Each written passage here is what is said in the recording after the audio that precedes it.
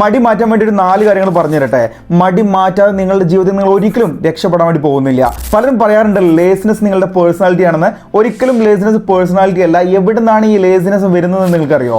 നിങ്ങളുടെ ബ്രെയിനിന് നെക്സ്റ്റ് ആയിട്ട് എന്താണ് ചെയ്യാന്നുള്ള ഒരു ഐഡിയ കിട്ടാത്ത സമയത്താണ് നിങ്ങൾ മടിയന്മാരായി മാറുന്നത്. First one clarity of destination ആണ്. അതായത് നിങ്ങൾക്ക് എന്താണ് നിങ്ങളുടെ വിഷൻ എന്നുള്ള പൂർണ്ണ ബോധ്യം വേണം.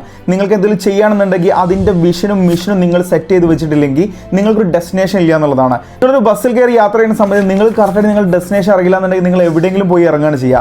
അതുകൊണ്ട് നിങ്ങളൊരു ഡെസ്റ്റിനേഷൻ സെറ്റ് ചെയ്ത് വെച്ചേ പറ്റുള്ളൂ. അതിൻ്റെ ക്ലാരിറ്റി നിങ്ങളുടെ മനസ്സിന് നിങ്ങൾ കൊടുത്തിരിക്കണം. Second one clarity of cost ആണ്. അതായത് നിങ്ങളൊരു കാര്യം ചെയ്തിട്ടില്ല എന്നുണ്ടെങ്കിൽ നിങ്ങൾക്ക് വരാൻ പോകുന്ന നഷ്ടത്തെ പറ്റി നിങ്ങൾക്ക് പൂർണ്ണ ബോധ്യം വേണം.